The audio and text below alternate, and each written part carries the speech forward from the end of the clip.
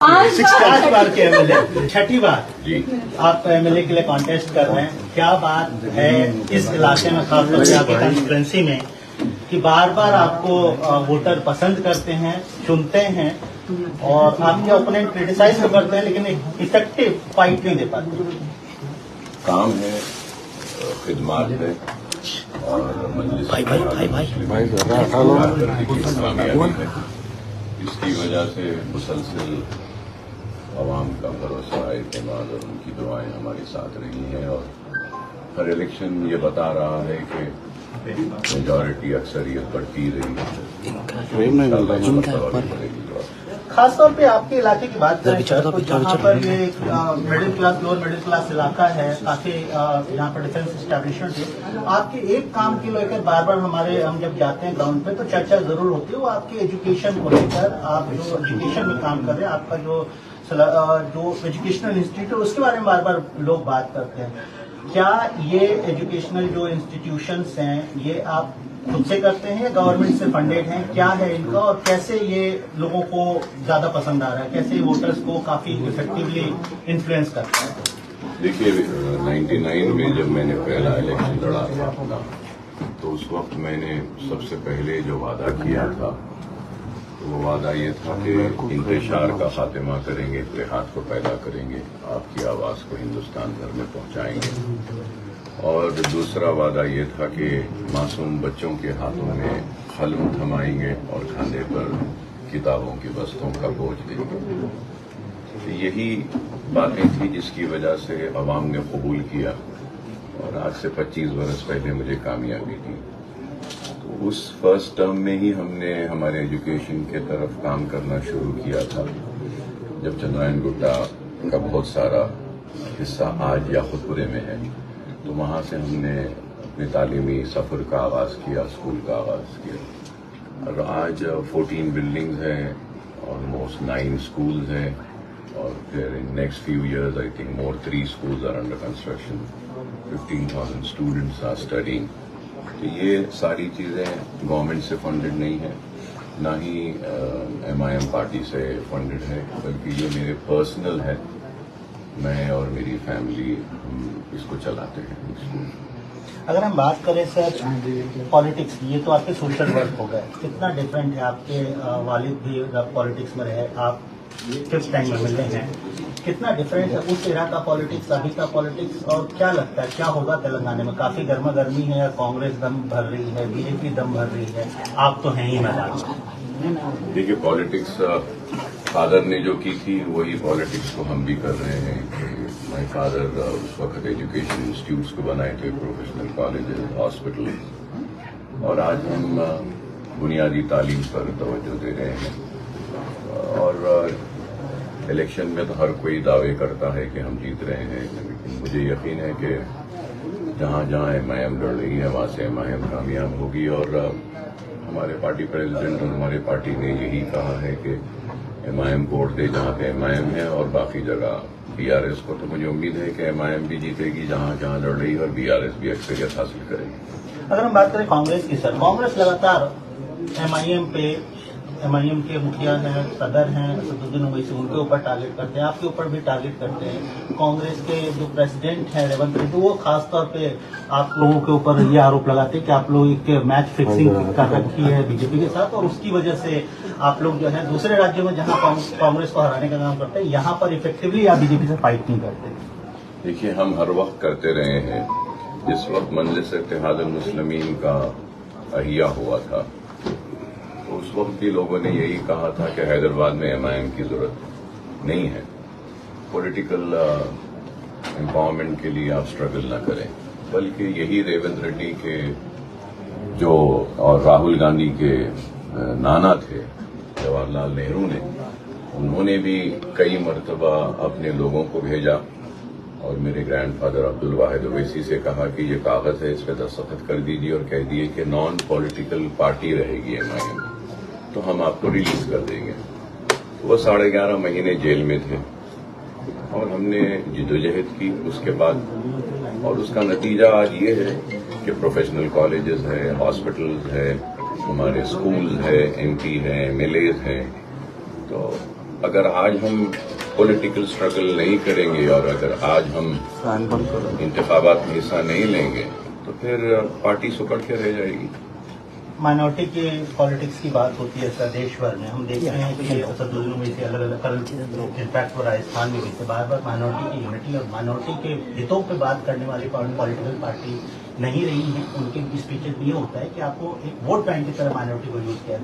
इससे कितने आप इत्तेफाक रखते हैं, कितना आपको लगता है कि वाकई में माइनॉरिटी के एक वोट बैंक की पॉलिटिक्स की तरह तेलंगाना में या देश के अन्य हिस्सों में भी यूज किया गया है या यूज किया जाता रहा है और एक इफेक्टिव उनको लीडरशिप एमआईएम दे सकती है इस राज्य में, अलग अलग राज्यों में? देखिए, सबसे अहम बात यह है कि हिंदुस्तान में आज़ादी के बाद से लेकर आज तक सबसे ज्यादा इख्तिदार पर अगर कोई जमात रही है तो वो कांग्रेस रही, या नेहरू के नाम पर या इंदिरा के नाम पर या फिर बाद में नरसिम्हा राव हो या मनमोहन सिंह हो।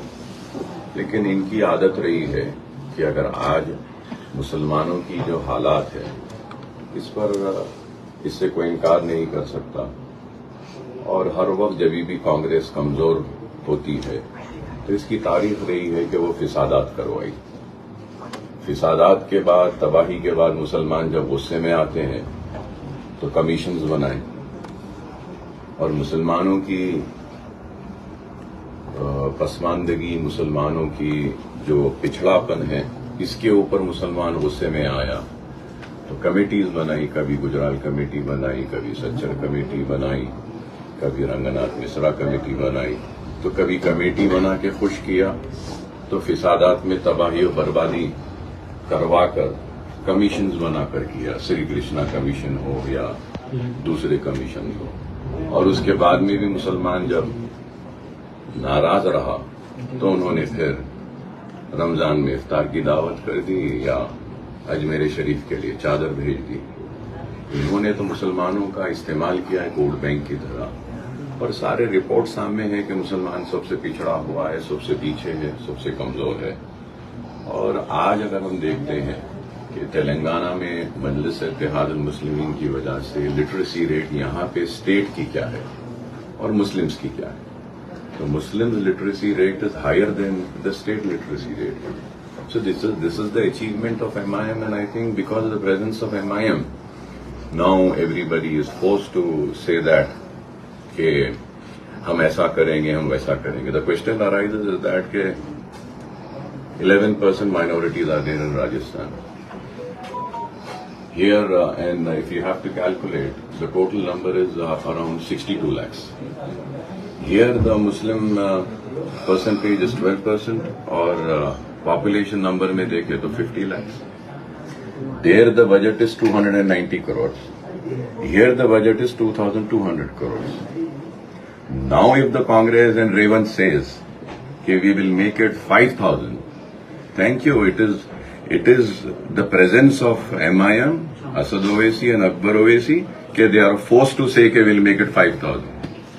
Why are they not doing the same in Rajasthan and other states where they had ruled and they are ruling? मेरे दो आखिरी सवाल सर। बीजेपी कहती रही है जब हम कैंपेन देखते हैं, अभी नहीं पहले से भी, कि आपके हाथ में कार की स्टीयरिंग रही है, आप एक्चुअली जो है ना प्रदेश पीछे से केसीआर की कार को ड्राइव करते, सरकार आप चलाते हैं। इस जो एलिगेशन है इसको कैसे आप देखते हैं? ये एलिगेशन ही है, आप खुद कह रहे हैं एलिगेशन है, तो जिसको जो चाहे वो बोल सकते हैं। जिसकी गाड़ी वही चलाएंगे, जो ड्राइवर है वही चलाएगा गाड़ी। हम हमारी पार्टी चला रहे हैं, वो उनकी पार्टी चला रहे हैं। अब आवाम के हाथों में से हाथ निकल गया है, उस हाथ की फिक्र करनी चाहिए उनको। मेरा आखिरी सवाल सर, आपके साथ कैंपेन में नूरुद्दीन ओवैसी, आपके बेटे हैं डॉक्टर नूरुद्दीन ओवैसी, डॉक्टरी करके आए हैं और अभी गलियों में हैदराबाद की राजनीति को समझने की कोशिश कर रहे हैं। क्या लगता है आने वाले दिनों में हम उनको भी देखेंगे आपके साथ पॉलिटिक्स करते हुए हैदराबाद की? देखिए, सबसे पहली अहम बात यह है कि आप सब जानते हैं कि मेरी सेहत सही नहीं रहती है, तो as a doctor and as a son he is there beside me to take care of me if required, if needed. दूसरा, आपने सवाल किया उनके पॉलिटिकल फ्यूचर के ताल्लुक से, तो ये तो वक्त ही बताएगा, वक्त ही फैसला करेगा। काबिल बनेंगे, आवाम चाहेगी, और उसके बाद में वक्त ही जवाब दे सकेगा, मैं अभी तो नहीं दूंगा। शुक्रिया सर, शुक्रिया बहुत।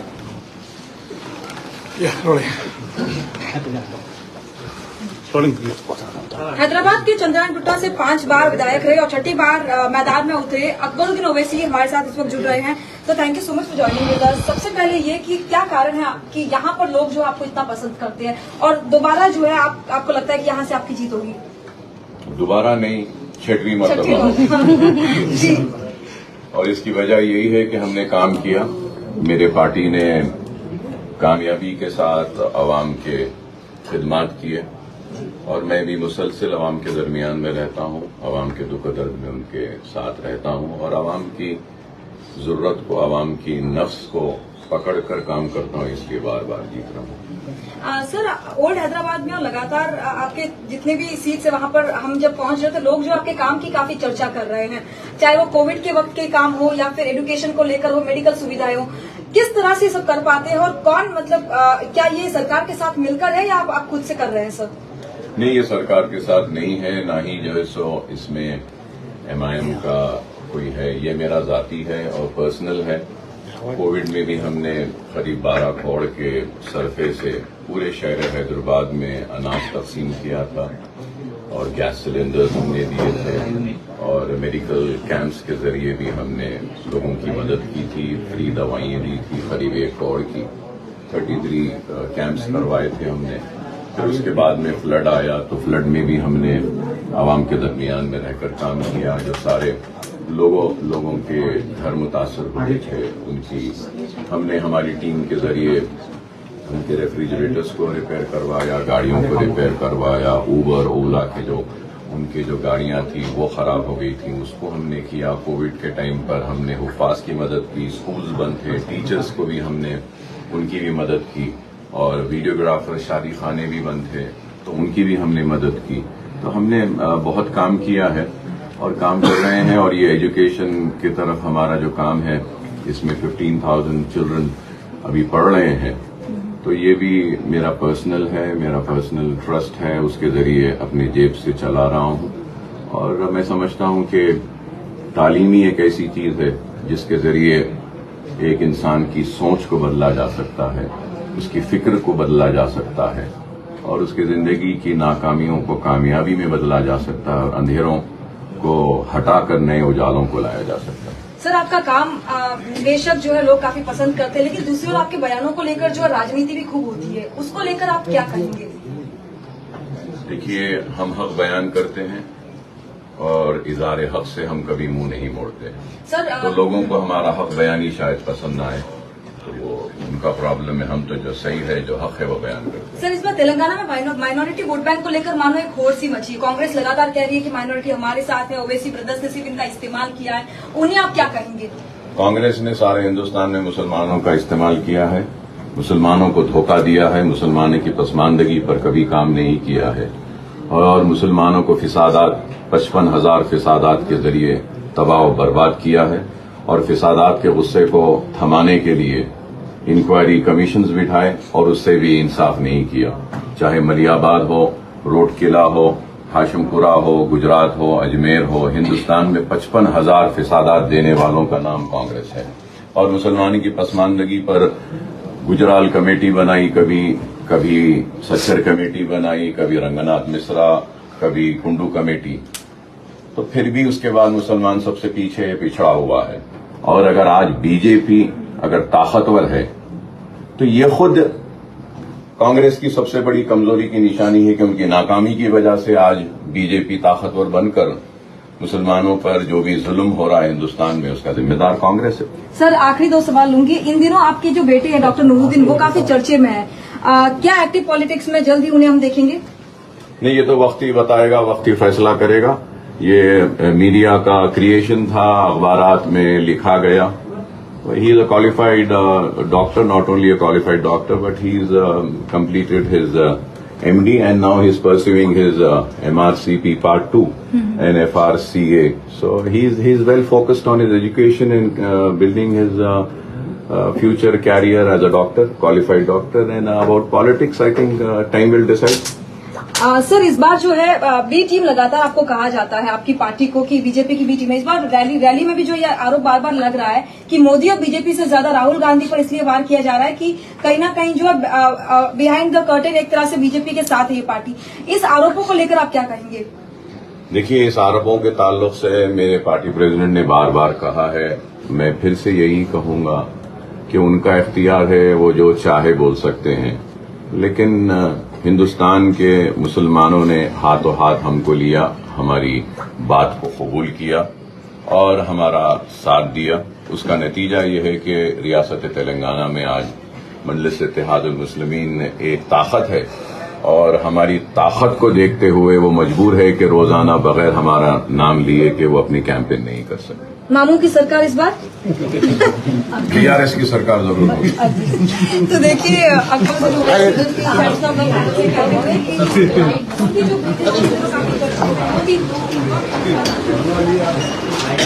यहाँ पे भी ठीक नहीं है सर, अंदर ही कर ले सर, अंदर प्लीज दो लाइट ठीक है सर, कलर मुझे एक मीटिंग है, आई गिव इट आपको ले लीजिए। थोड़ा पीछे आना।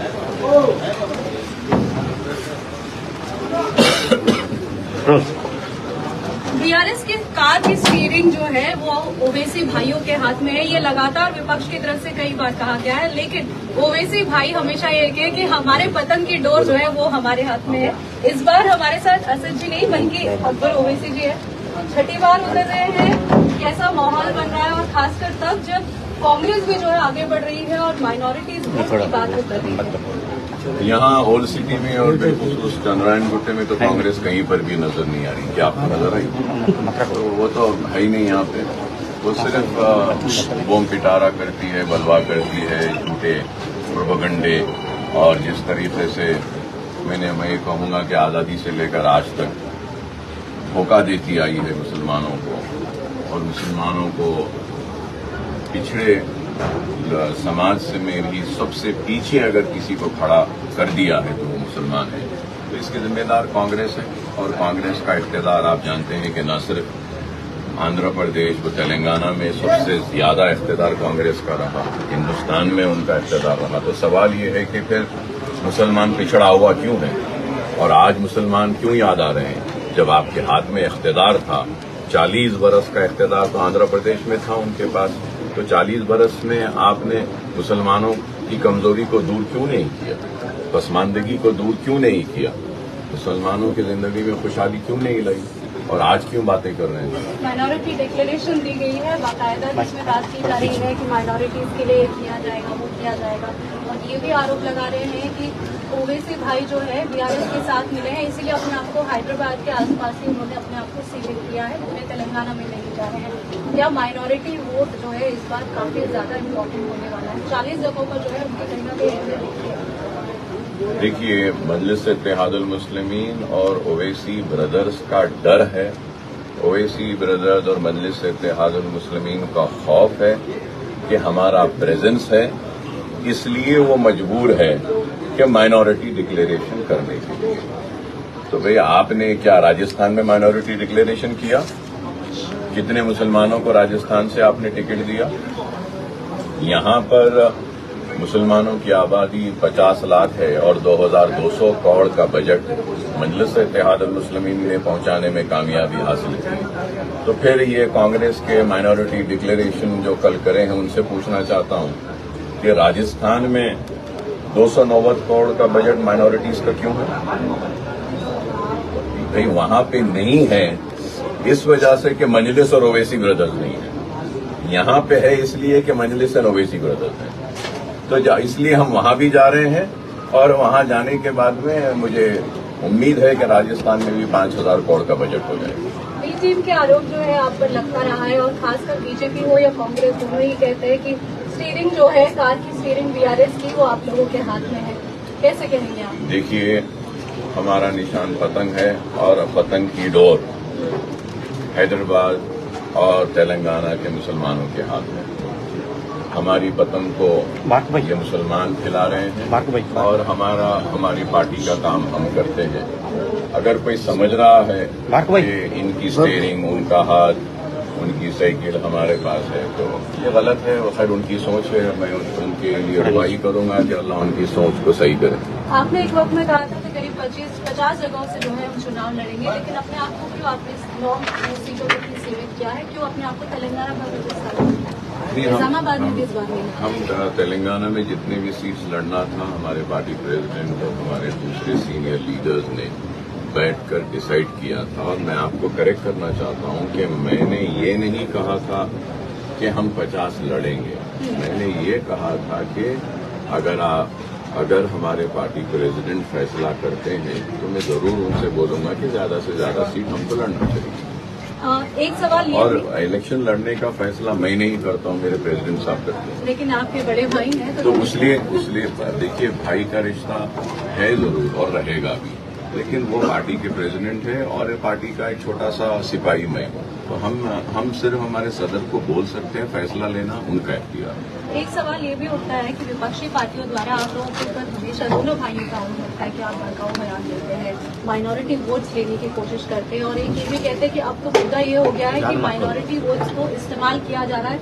ये आपकी तरफ से बयान आता है दूसरी पार्टियों के ऊपर? नहीं, देखिए, हम हक बयान करते हैं और इज़हार हक से कभी मुंह नहीं विनोद मोड़ते, भाई, और जो हक है, जो सही है, वही हम बयान करते हैं। तो हकीकत बाज़ लोगों को कबूल करने में तकलीफ होती है, तो उस तकलीफ का इलाज मेरे पास नहीं है। मैं तो हक बयान ही करता रहूँ। एक आखिरी सवाल, मैनिफेस्टो नहीं दिख रहा है आपकी तरफ से, कोई बड़े वायदे नहीं दिख रहे हैं, पद यात्रा कर रहे हैं, 3-3, 4-4 घंटे चल रहे हैं, सोशल मीडिया के इस दौर में आपकी तरफ से इस बार जो है हर बार एक नारा रहता है कि ये किया जाए या ये, इस बार का नारा अकबरुद्दीन की तरफ से क्या होगा? हमारा नारा यही है कि हम हर दुख में, हर दर्द में, हर मुसीबत में आवाम के साथ थे, आवाम के साथ हैं और आवाम के साथ में रहेंगे। अकबर साहब त्योहार जैसी स्थिति दिख रही है। ये जो अकबरुद्दीन ओवैसी जो है बात कर रहे थे कि किस तरीके से माइनॉरिटी वोट्स को लेकर राजनीति की यहाँ पर जमहूरियत के जश्न में ज्यादा से ज्यादा जश्न मना रही है।